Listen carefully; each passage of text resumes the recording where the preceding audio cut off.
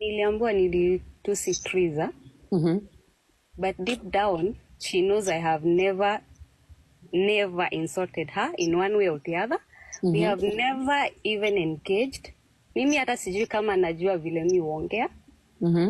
Na hiyo imeleta a very bad image on my side. Yeah. Because now everyone think niliwahi mtukana. Yeah. Yeah. Okay.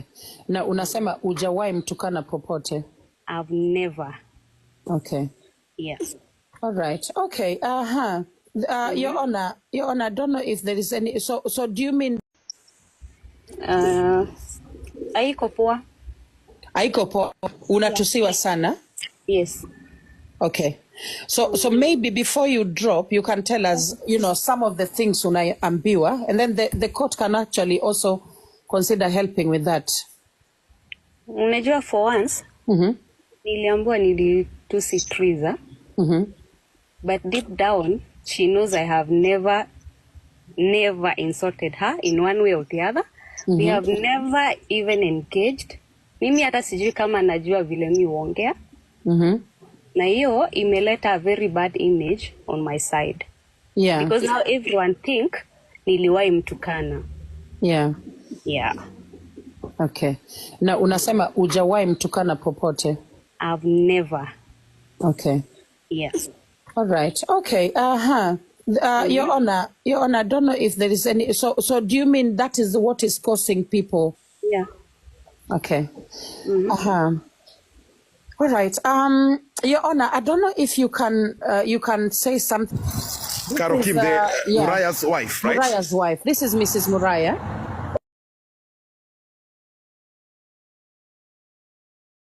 Because now we know they are two different people, right? Yeah. So what I would ask them is that because they don't have any beef, they should go privately and make peace on their own. I believe we are all human beings, Yeah. and then they can sort it out. Otherwise, if there's any complaint, they can bring it to the House of Commons, or they can bring it to the Court of Commons, and we can preside on that case. Thank you, Madam Prosecutor. Okay, thank you so much. Thank you. How about the case of public shame, that ongoing personally as Lady J? I know that as a court, we have to be fair and just. Hiyo ni number one. Therefore, anything we do in court, Okay. lazima ifavor kila mtu. Unaelewa? Sure. And justice has to be served. Okay? So, I know that you are facing a lot of abuse and a lot of trolling. Yeah. You do not deserve that at all. I'm going to tell you that from my heart. That is me from my heart. Okay? Yeah. And that does not mean that I am not in support of Triza at all. No. Okay. You understand? Yeah. That simply means that I love justice. I like when people are treated rightly. Okay? And people are treated with care. At the end of the day, lazima tufikirie the well-being of each and every person. Sure. Okay? Yeah. So I'm really sorry that you're being trolled severely, and you are you've shown courage. Hata we kukuja hapa kotini leo, Yeah. is such courage that you have shown. And I hope things get better for you. Okay. And all in all, I hope we get some kind of solution in this matter. I would love I hope that. so. Yes. How do you feel about? Are you okay, guys? Your Honor, is it okay if I ask some personal questions? Is that okay before she goes? Yeah, even us, we have questions for her. You have questions. I don't think she'll be. Yes, Madam Prosecutor, yes, I was actually thinking that now that we have Kwiyumiria, we can allow the senior counsels also to grill her a little bit. And again, members of public, the juries can also have one-on-one with the 100% safe. Just the same way, 100% on this platform. Unaelewa? Yeah. Kwa hivyo usio na wasiwasi, usidhani mtu atakuja hapa kutusi, akudhalilisha, hakuna kitu kama hiyo hapa. Okay? Hujakosea mtu, you are Karo Kim, and you just happen to be married to the same person that someone else is married to. Unaelewa? Okay. Yeah, so don't feel a certain kind of way. Usiogope, na watu wakija kwa video zako wanakutusi, That hiyo haikuhusu. Sure. Unaelewa? Yeah. Hiyo haikuhusu. Their opinion on you haikuhusu. Hiyo ni opinion yao. Okay. So kila mtu anapambana na opinion yake. Yes, naelewa. Thank you. So toka barabarani, tembea very safe, fika home. Thank you. Ukishafika nyumbani, plug simu ucharge, alafu rudi. Sawa? Sawa. But we look forward to having you. Suga Shambi, everyone wants to ask you some questions because at the end of the day, all that bullying and trolling, we want it to come to a full end. Tunataka tuishe. Ni sawa. Yeah, okay. Travel safe, dear. Thank you so much. Bye. Thank you. Bye. Okay. All right. So guys, let her on, and she's at home, and the other guys at Gatundu. So we cannot blame Karango for that. But Karo, you are in the comment section. Switch to your main account and come here. Otherwise, in the next 10 minutes, it will be wild here. I am starting to charge. Kanyari, tell Karo to come here right now. Sorry, Peter. Order, Lady Jacqueline. Order, sorry, over the prosecutor. I want to recognize the presence of the court's chaplain. That is Bishop, Apostle, Evangelist, and a very good friend of this court, Dr. Bishop Kanyari in the court. Welcome on board. So much. Thank you so much, Your Honor. Pastor, welcome. Pastor Kanyari, welcome. Bishop Kanyari, karibu sana kotini. Tuko hapa leo na tunajaribu sana turekebishe makosa zingine tuliyatenda hapo awali as a court. And we are waiting for Miss Carol to come to court. Sijui kama senior counsel Sunday unaweza cross examine Shiro Ndegwa as we wait for Carol to arrive. Yeah, thank you. Thank you, Your Honor. Shiro, confirm. I just want to ask you a few questions. Confirm you are here as a witness to the case against Kiragu. Yes. You made serious allegations that I find so private to this case, and I really want to ask you questions as per your statement. Yeah. Now, what is your relationship with the Teresa or the family alleged? Teresa is my friend. Thank you. Now, at some point you made a statement and na ukasema akili yake si poa. Now, did you make that statement? Yes. Nilisema ile time yenye niliapproach Karango, Shiro, Karango's daughter, I think she was two years. And that's why I was so much concerned with Teresa, because Teresa used to text me, crying.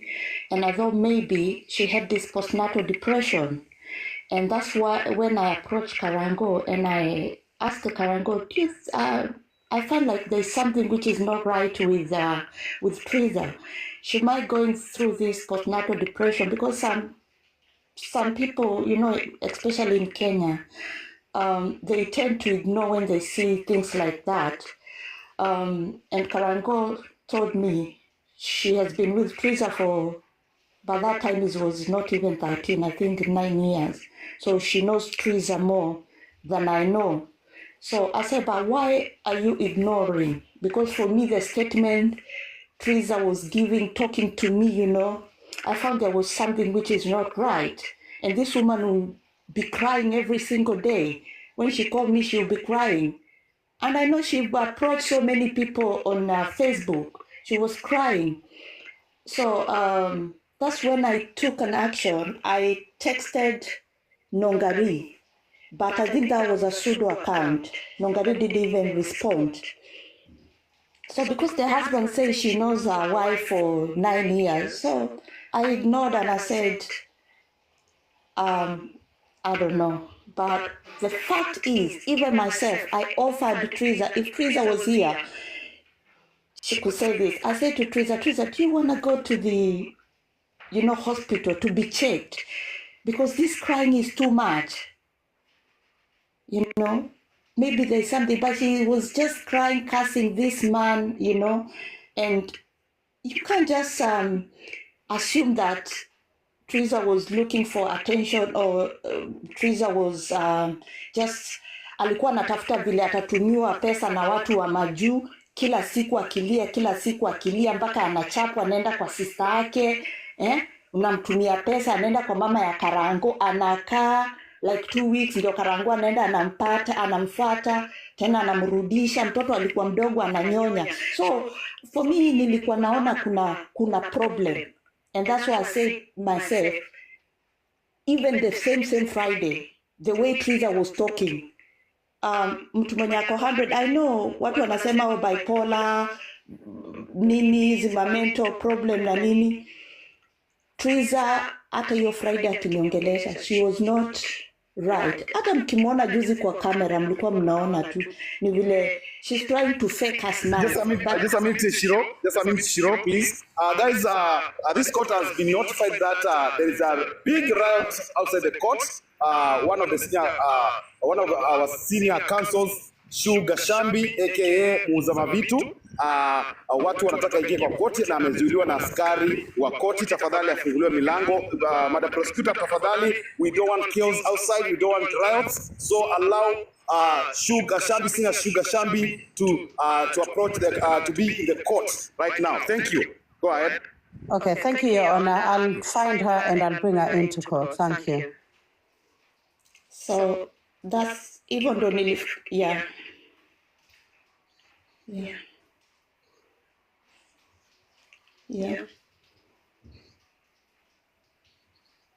I'm in England myself, and Teresa.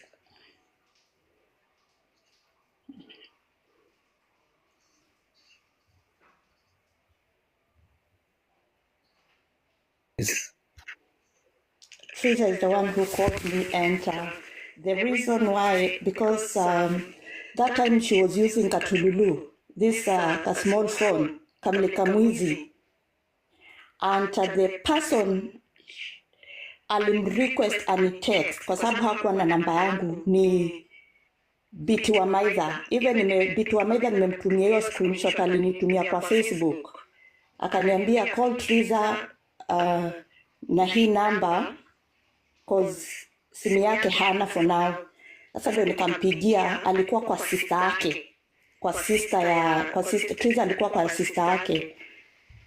Sijui kama nitakuwa nasumbua ama nakosea, naweza uliza swali? Just a minute, kindly. No. Senior Counsel Sunday, we did that mistake last time, and Bishop never got to talk. This is a very important member of our community, right here on TikTok and also kwa ground. When he is ready to talk, he needs to be given the space. Bishop Kanyari, chukua mic. Thank you, Your Honor. Thank you so much. Nilikuwa nataka kuuliza Shiro, did huyu msichana alienda kuripoti police station ya kwamba amepigwa? Alienda kwa dada yake. Labda kama pengine alikuwa anatumia Katululu, angefaa kwenda police station aandikishe ya kwamba amepigwa na Karango Moraya. Vile najua hakuenda, alienda kwa sister yake, alafu nikamtumia pesa.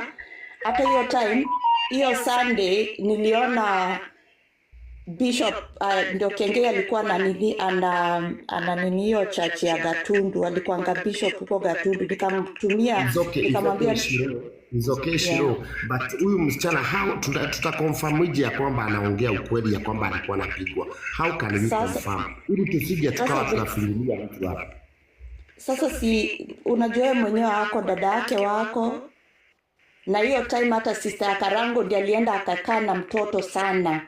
Huyo Shiro bado alikuwa ananyonya, alienda akakaa na sister na mtoto sana.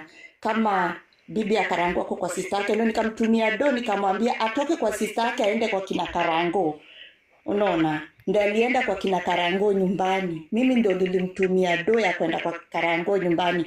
Teresa akiwa hapa atasema ukweli. Mimi ndio nilimtumia. lakini how can we confirm ya kwamba huyu msichana alipigwa? Kutuma pesa si problem, tutakonfirmije ya kwamba alipigwa? Hata kufinyilia mtu hapa. Sasa hiyo pia Lady Jacqueline and Rafa, you need to, mkileta Triza, you need to ask her, asikiwa alinidanganya ama anaongea ukweli, so Triza knows the truth. Mimi niko mbali. Yes, Peter. Thank you, Yaona. I want to kuuliza hiyo. Bishop Kanyari? No, he should not go down. Your Honor, allow Bishop Kanyari. No, I'm asking if he's done so that kama kuna swali lingine because he's asking legit question. Unajua, I have two questions. Ya kwanza, hakuna evidence ya kwamba alikuwa anapigwa. Number two, Shiro hata kama alituma pesa, alituma kwa kutaka kwake, maana there is no evidence ya kwamba huyu mama alikuwa anateswa. Na kama alikuwa anateswa, tutajua. Number three, that's the, wacha niulize hiyo for now and then nitauliza ingine baadaye. Yes, Your Honor, may I take the mic kindly? Is that okay? Okay, so Shiro. Yes, Unajua, you live all the way in the UK. You live all the way in the UK. Triza lives in Kenya. Yeah. And I think that is what the senior counsel alikuwa anajaribu kukuuliza. Utakuwaje sure na hizi stories zote? Unaelewa? Huwezi kuwa 100% sure. Because people say things for many reasons. Sometimes that's what I'm saying. You know, yeah. Auntie Jacqueline, that's what I said. Sidhani mama anaweza fake, because even Biti wa Maitha ako hapa and Biti wa Maitha knows what I'm talking about. Sioni vile mama anaweza fake for 4 years, honestly. Objection, Your Honor. I think that is a mind of thought which is not admissible as evidence. So I think she was so clear in her allegations that she was badly beaten. When you say badly beaten, it's something you've ascertained. So can you kindly provide any evidence that she was badly beaten, not just an hearsay, kindly, because you're misleading the court? That's what she told me, so I can't provide any evidence. That woman that time, she was using Katululu. She can't even send WhatsApp. Thank you. So if I would say to the court that because you had become a source of income to her, you used to send her money, whatever time she complained about her being beaten, being mistreated by the husband. So she was faking this to have money from you. Would I be lying to the court? Utakuwa nadanganyana. What do you have to prove that itakuwa nadanganyana? I've been a victim of marriage, so I know. You've been a victim of marriage. Sorry, yes, just a minute. You've been a victim of your marriage, not her marriage, not Karagu's her marriage. You've been a victim of your marriage, not Karagu's marriage. Sorry, just a minute, kindly. We are not talking about your marriage. We are talking about Triza's marriage. But this is an example. It's the same thing that this woman who killed the children and she killed herself and the kids. It's the same thing with Triza. If that same day Triza could have gone and killed herself, you wouldn't be talking about. We can't ignore the fact if she's true or she's lying. We can't ignore. And on that one, I'm not going to talk about it. With that one, I'm not going to talk about it. I can't come here and start saying, or maybe she was lying. And if she was, that time she was going to kill herself. We are in the court. Order in the court, senior counsel, I got this. Okay, so, Shiro, whatever you here is cross-examining, so you have to answer questions. If you are not sure of what you're answering, you can skip, all right? Or you can direct it to another person to answer on your behalf. Thank you. You don't have to be rude. Thank you. No, I'm not trying to be rude, but there is a question that I'm not going to talk. I'm not going to say Triza was lying, Triza was saying the truth. I'm not here to ignore or just to say like, oh, probably she was not, she is. No, I'm not going to do that. I'm not going to do that. That's the fact. If you are ready to ask me another question, Madam Prosecutor, order Shiro Atuko Kampuji. Madam Prosecutor, if we have Caro, please can you inform? Yeah. Now the issue is, Your Honor, the issue is, I have quite a few people on the ground. I've got troops on the ground trying as hard as they can to make sure Caro makes it to court. However, Caro was driving. She was driving a very long distance, Your Honor, and she did inform us. She did inform the court that her phone was going off. I have spoken even with her husband, Mr. Wakarangu himself. Hata yeye haezi mpata kwa simu. Okay? Na hii sio uongo, it is the truth. Okay? So please allow us... Objection, Your Honor. Allow me to... Counsel, No, I'm not objection, done. I'm not objection. done, kindly. I'm not done. okay, go ahead. So can I not be interrupted? And do not derail the court. Don't come here. Don't remove anybody from the panel. Don't remove anyone from the panel. You can always say something, but not remove someone. We are not dictating anybody. We are not going to dictate anybody, Madam Prosecutor. We are not going to dictate anybody in this court. Please, thank you.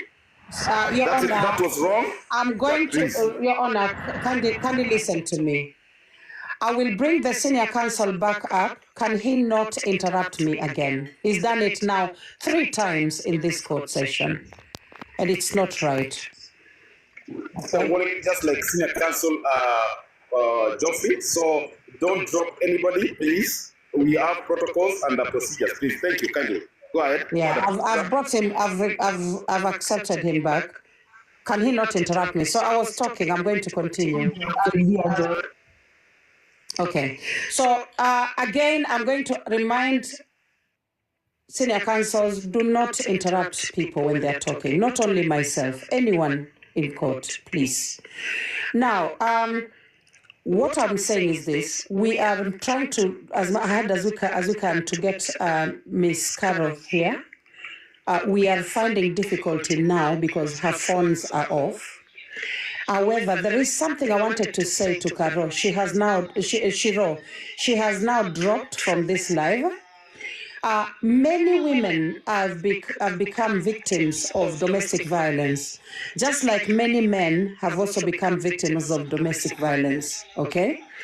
I'm requesting anyone coming to this court not to use their own experience of domestic violence to inform their reason kwa koti.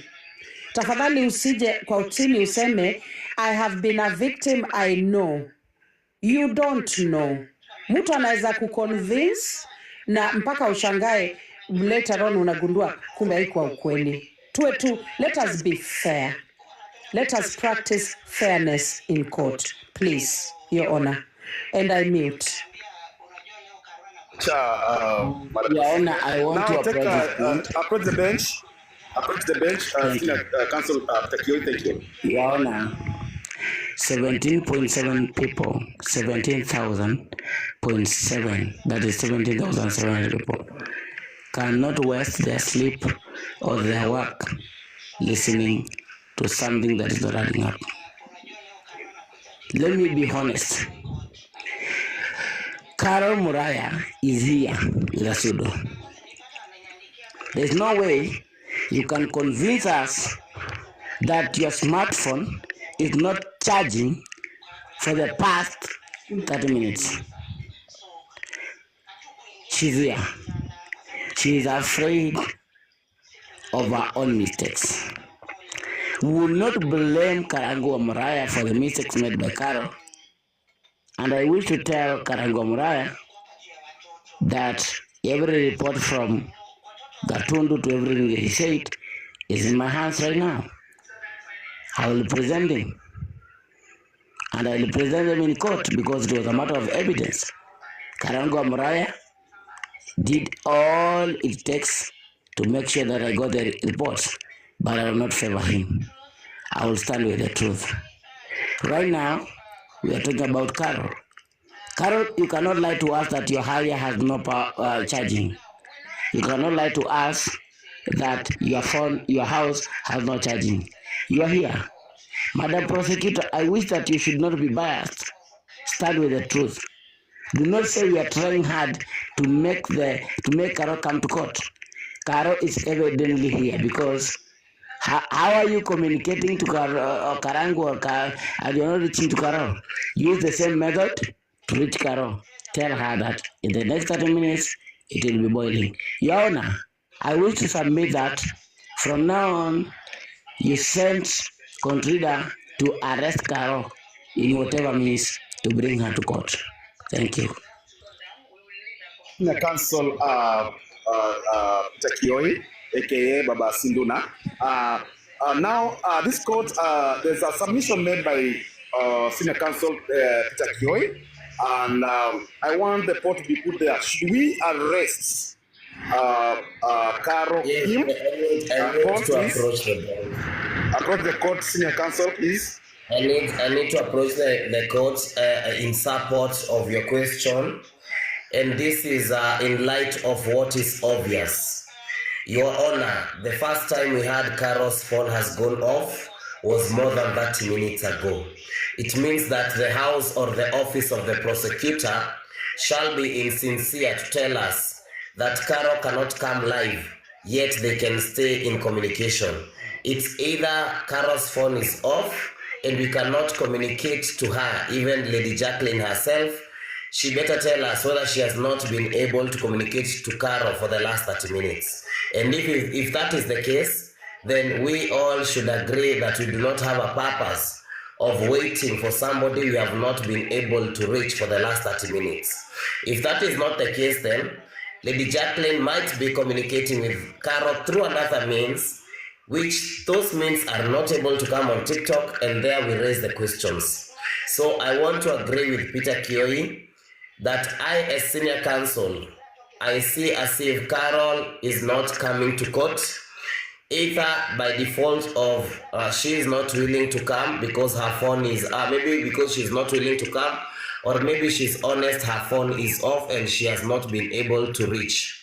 And if that is true, then it means hata Lady Jacqueline hajaongea na yeye for the last 30-40 minutes. Na kama Lady Jacqueline hajaweza kureach Carol for the last 30-40 minutes, then I don't think there is a business of us expecting.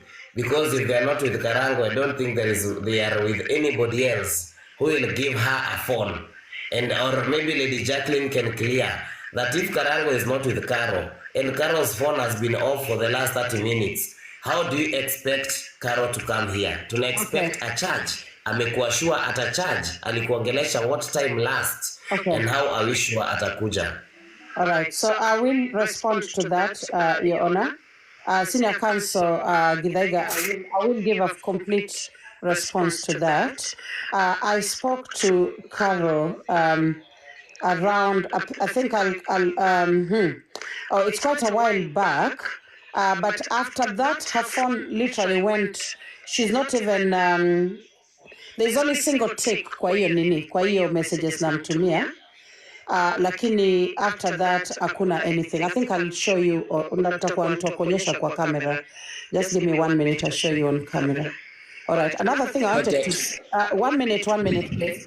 Another thing I wanted to say very quickly was we have let me just expand myself 1 minute, and then I will minimize Githaiga, and then I will just show the screen of my conversation. Okay. All right. So I'm just going to show proof to this so that at least you know that, yes, what I'm saying is the truth.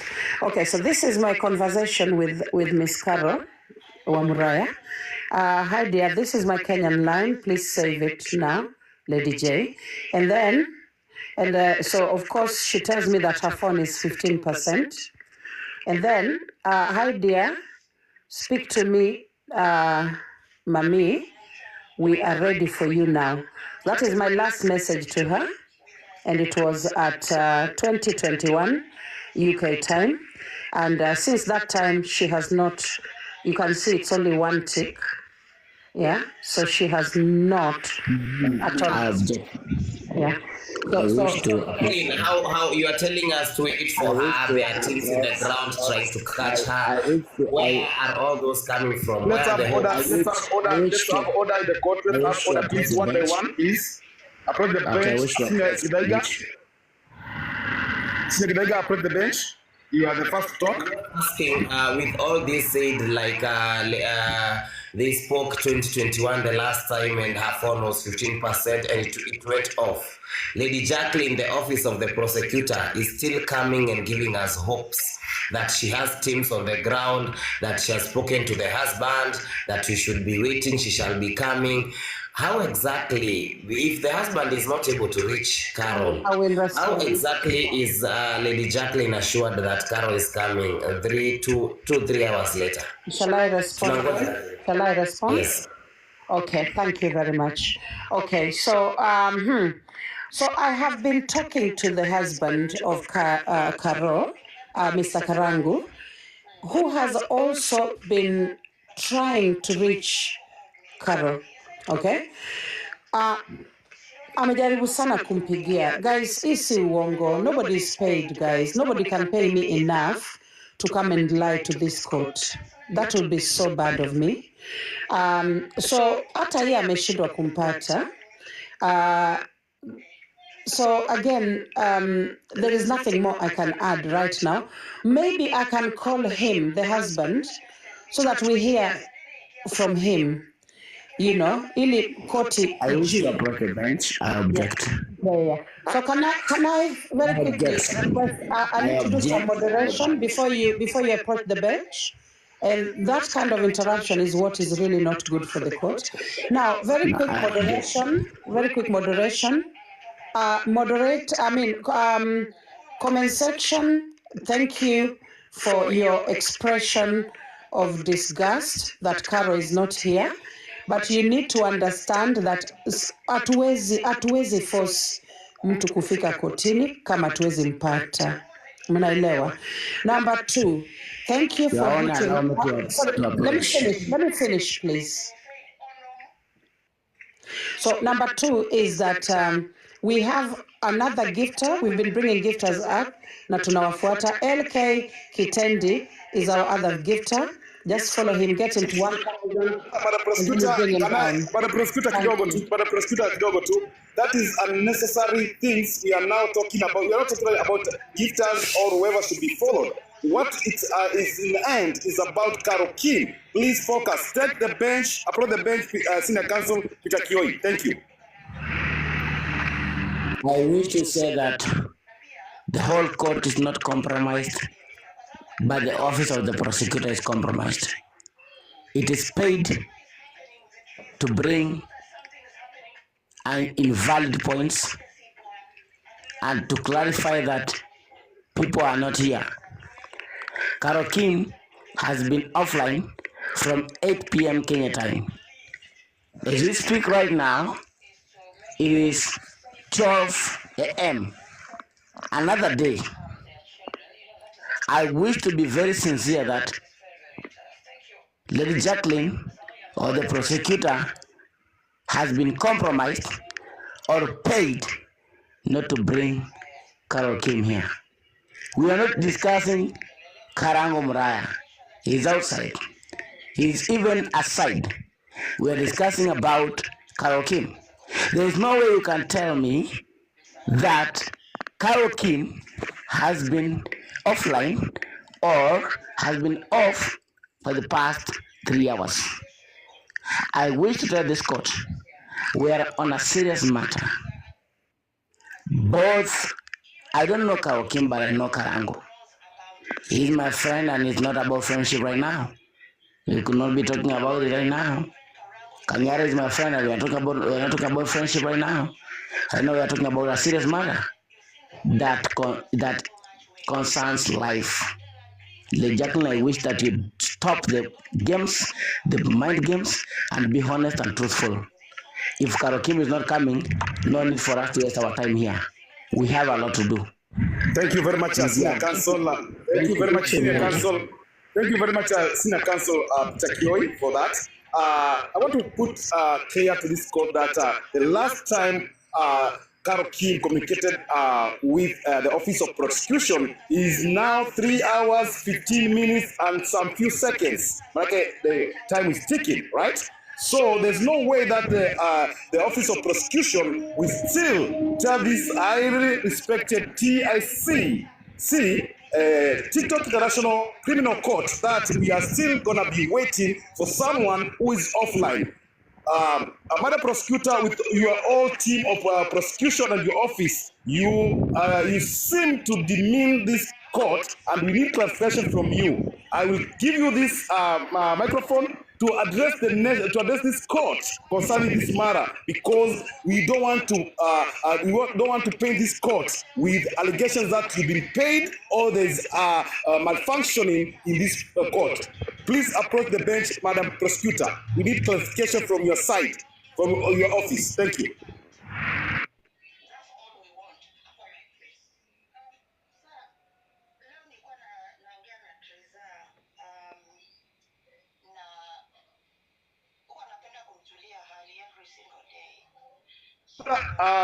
Approach the bench, please. If you're there. Is anyone there? With the silence of the Office of Prosecution, that leads to the poll. Should we adjourn this court or what? No, we need a poll right now. Thank you. Okay, all right. So,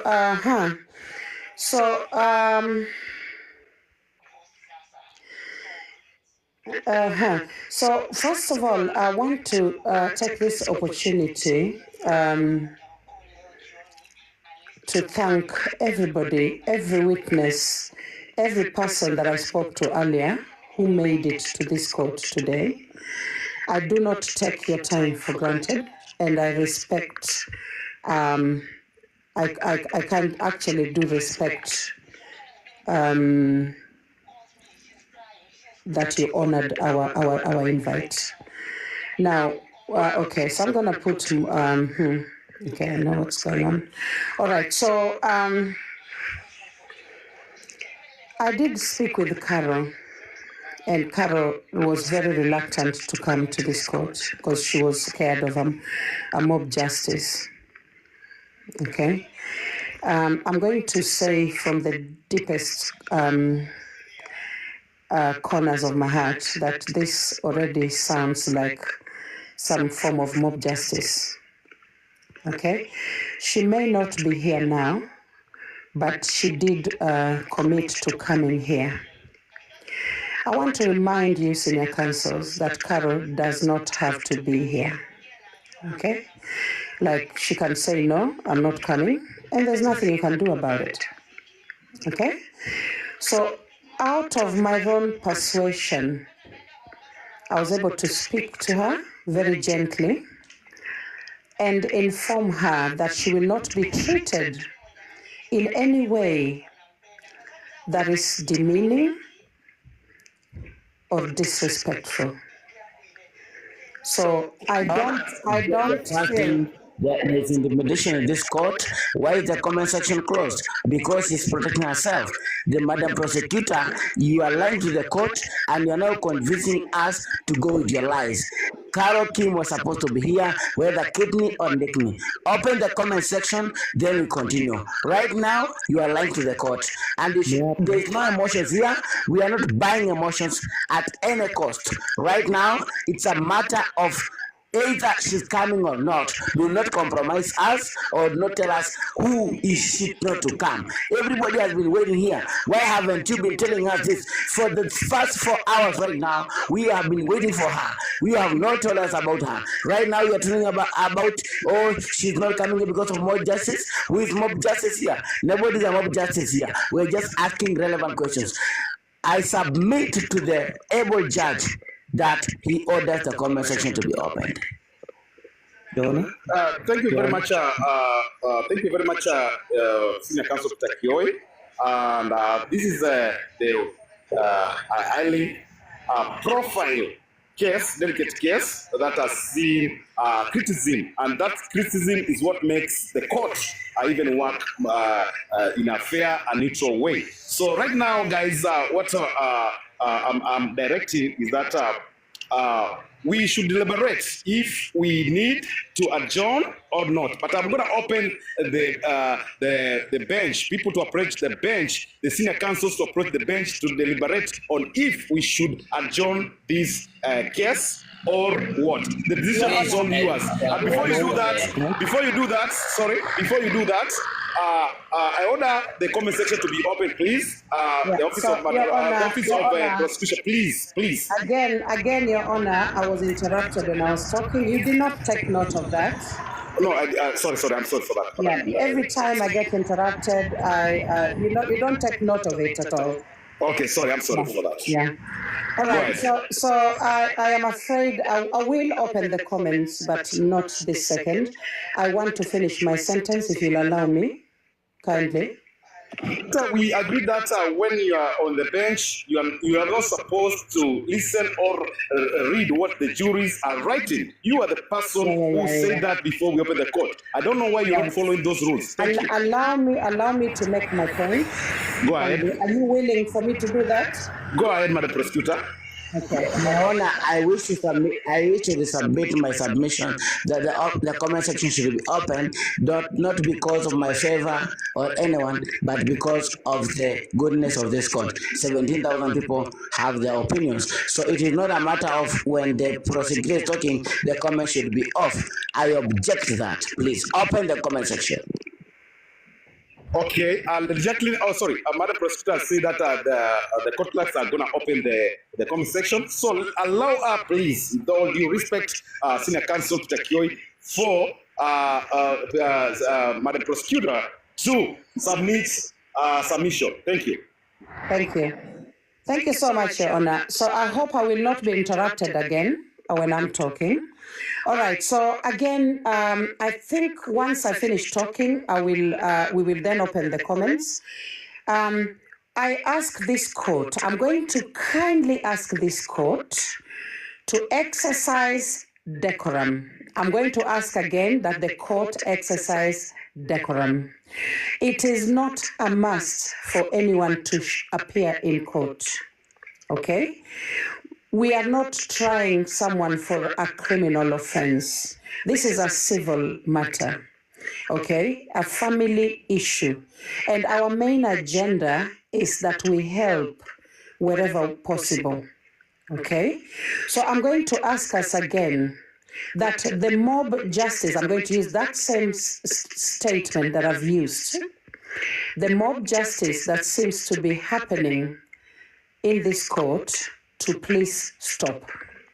If we can lower our tones a little bit, it will be helpful to the lady in question. If she is coming to this court, she must feel protected by the court. You okay? She must feel like, she will. They are of sober minds. They are all of sober minds. It is unfortunate for us to assume that we know better, that the three approached each other in a different ways. And so far, this court, as far as I'm concerned with my client, all these are hearsay. No proof has been brought to this court, neither in digital form, in terms of messages. These are the messages that Caro has lost respect for this lady. I have not seen any video or anything whereby Caro is stopping Karango from going back and visiting the first wife. I have not seen where my client has stopped or has forced her way to go and represent the first wife in school visiting kids. All these are hearsay, and Your Honor, I know the court will only work with evidence provided.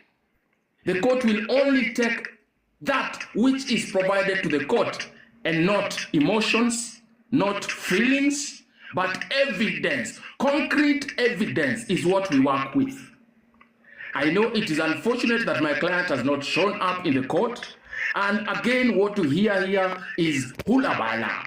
No one has provided the real. We are being told that she was here the last occasion, she was lying, blah, blah, blah. No evidence has provided before this able court. And as such, we cannot take hearsay as a conclusion to this court. As a representative of one Carol Kim, I would urge this able court to give us more time, and my team as representative of one Carol Kim, so we can organize and set a date when our client will be here to listen to this case and be able to answer. So far, no one has directed questions from me, but emotional expressions. Thank you. I'm sorry to this. Gidaiga, I wish to ask a question to Dorote. Truth Watchdog is an advocate, my learned friend. Are you aware that whatever you are against with, Karangu Amaraya admitted it in court? He admitted that he's the one who sent her. Are you aware that he admitted? Or you never consulted your client?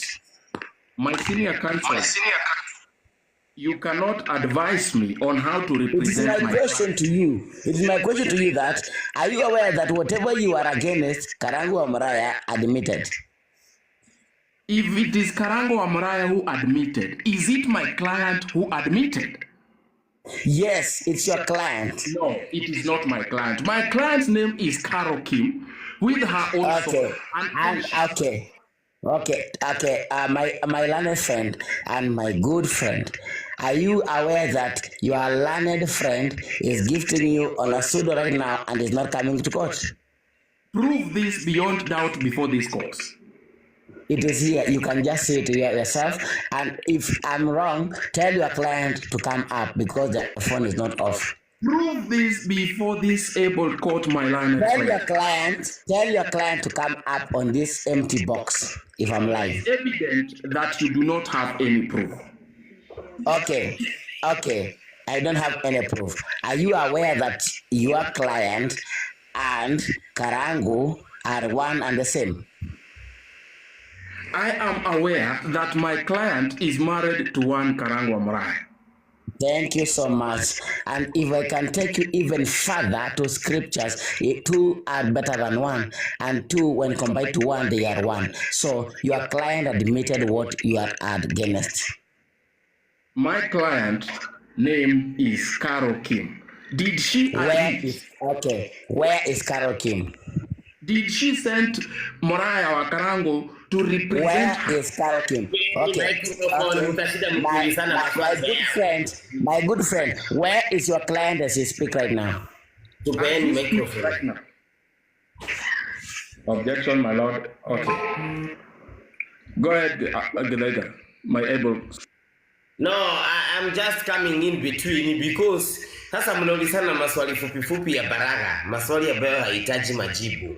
Mimi nataka kusema hivi, tuache hii maswali ya tuko watu wasima hapa, tukue watu nini. Kitu ya kwanza, yaona hakuna mtu alileta Carol Kim kwa koti. Hiyo ni kitu moja mnafaa kujua. Mimi kama the lawyer of my good client Teresa, we brought our client to this court, who was the husband, who is Karangu Amaraya. Nobody brought Carol Kim on this court.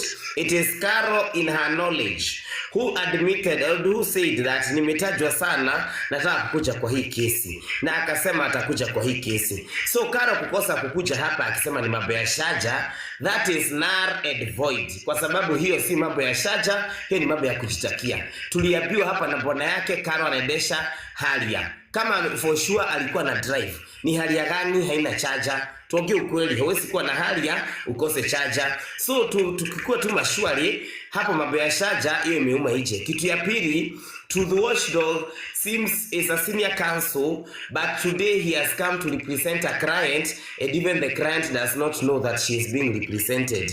Ndio maana hata hajui kama Carol na Nani wameoana, hata hataki kujua kama Carol alishaenda kuona mtoto wa wenyewe wapi kwa shule. Hiyo ni kitu kingine. You will object, no problem. You will object everything I say, no problem. Sasa mimi nataka kusema hivi, mtu bwana yake ameadmit huyu alienda kuona mtoto kwa shule. That lady has not come here to tell us whether it is true or not. So you cannot come and tell us it is hearsay when the accusations are being made and she's being given an opportunity to come and defend herself, and she cannot come and defend herself. To the watchdog, her lawyer cannot tell us on that particular day where her client was. If he is not able to tell us where her client is now, he cannot tell us where her client was on that day. So if to the watchdog was coming and telling us, listen, mimi my client hakwenda kuona mtoto shule, Trisa alidanganya na bwana yake alidanganya, wote wananidanganyililia mimi kama Karo, sijaenda kuona mtoto kwa shule, it would make sense. But it is not making sense that Trisa said that Karo anaenda kuona mtoto yake, na pia Karago akasema Karo anaenda kuona mtoto yake na aka-apologize. Trisa akabua kuja clarify, naye akaogopa kukuja, alafu to those dog anakuja kutuambia it is hearsay. It is not hearsay. Na hapo ndio tunabiana watu, ikifika mambo ya kuambiana ukweli tunabiana ukweli. Kitu ya tatu, ndikaliga nataka kusema haraka. Nimesahau ya tatu. Again nitarudi na ya mwisho. Nitaongea ya tatu to the watchdog. I will ask you kindly to tell us in a very brief communication and conversation that where was your client, why is she involved, and where is she right now that she's needed? Only those three. Where was your client on that day that she visited the kids, and where and why is she involved, and where is she right now as we speak? Where is she? May I approach the court? My lord, may I approach the court? Your Honor. Your Honor, are you back? I think I can see the network. Yeah. I think it's okay. Network can buy, but I think it's okay. Yeah. Okay, I've been asked where is my client. Hello? Truth Watchdog, are you there? Yes, I can hear. Hello?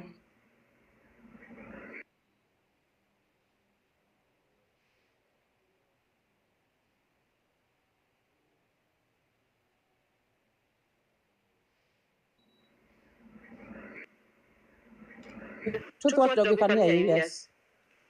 Thank you so much. Your Honor, you need to be here as these allegations are being laid before this able court.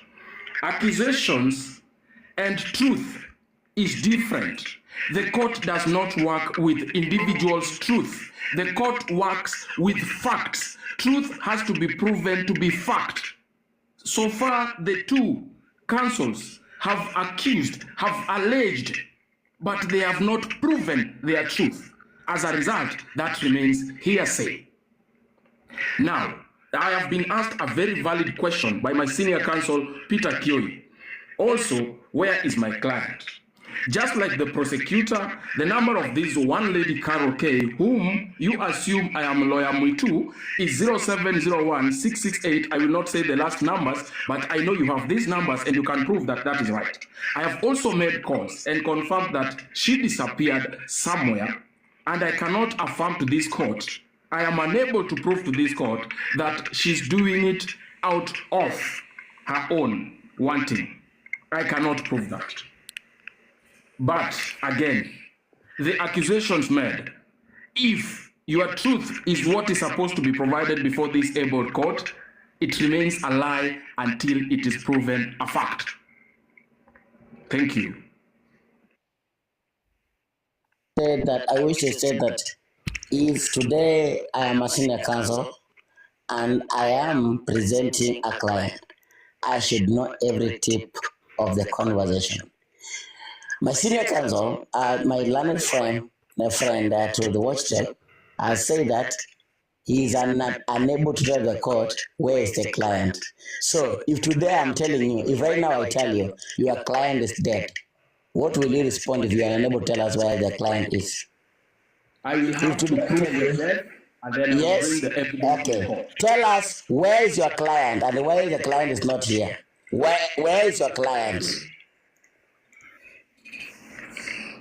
Where is my client is a question that this court was informed. She was on a journey. She was traveling. She was driving. That was what was presented before this court. And as she was driving, her phone went off. As for now, we do not know her whereabouts. Thank you so much. It was my question. So, in this court, we admit that the lawyer does not know where the client is. So, I am telling this court until it is proven your client is at Kwiyumiria, Mombasa Road. So, go and find it out if it's true or not. Thank you. So, I'm telling you where she is. You are also in the court like me. You are not a god everywhere.